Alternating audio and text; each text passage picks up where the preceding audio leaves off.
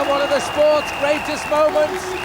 Chris Boardman is now the holder of the most coveted cycling record in the world. It is the ultimate pure time trial.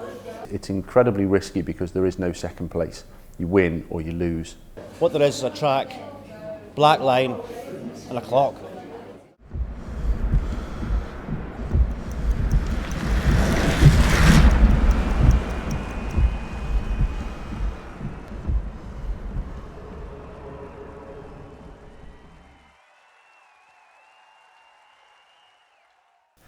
The world hour record measures the distance a cyclist can travel around a track in 1 hour.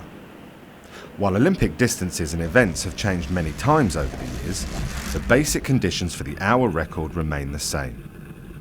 Since the first record, set in 1876 on a penny farthing, the hour record has been regarded as the ultimate test of an individual's strength and stamina.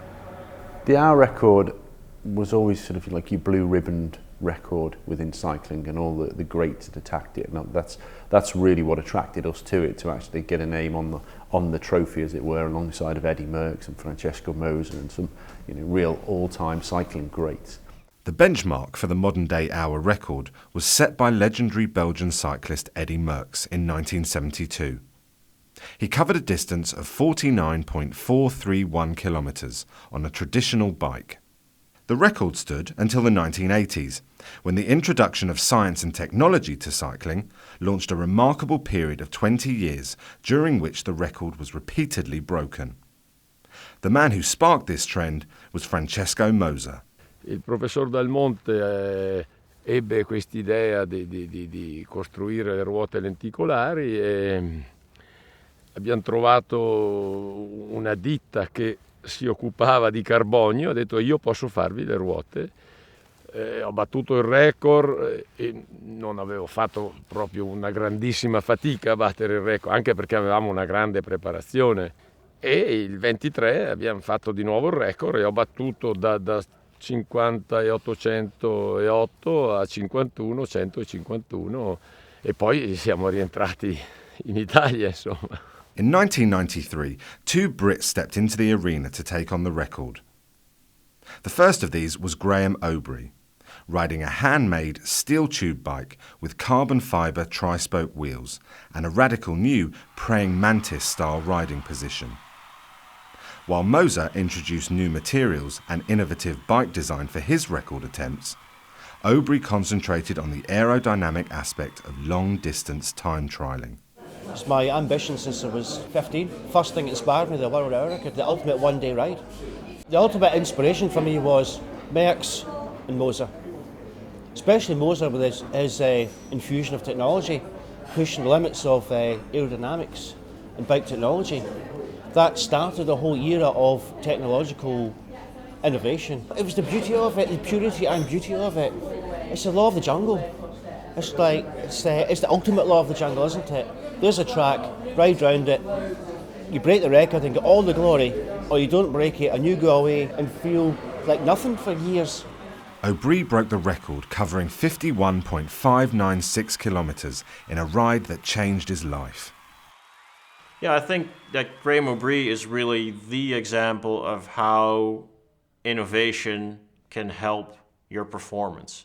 I think that Graham Aubrey raced against people who were probably athletically more gifted than he was, but when aerodynamics is 90% of the resistance, the body is 2/3 of that, and you come up with a better body position than everybody else, it doesn't matter that the watts you push is maybe 10% less than the other guy. If your aerodynamic resistance is 20% less, you're the winner.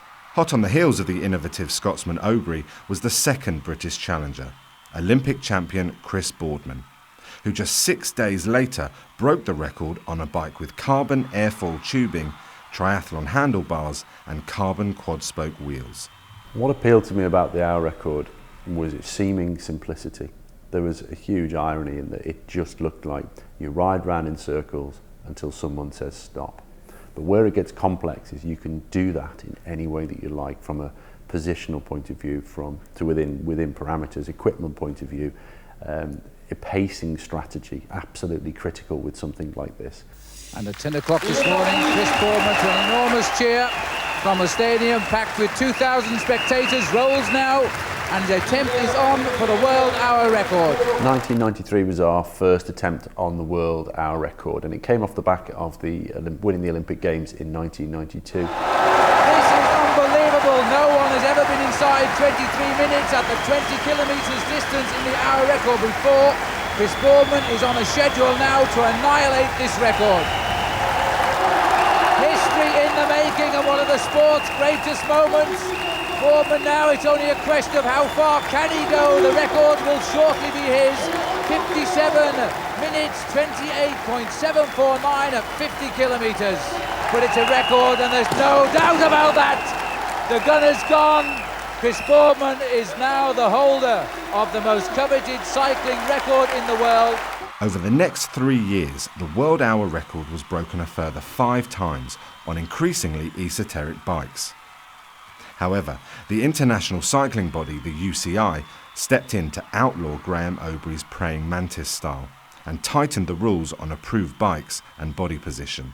I think you should get a medal from the UCI instead of having a position banned, but it's not easy to be popular when you upset the apple cart. So I think Graham Obrey is everything that's right about this sport, and I think that his accomplishments in the hour record are really some of the most exciting that we've seen in the history of the hour record.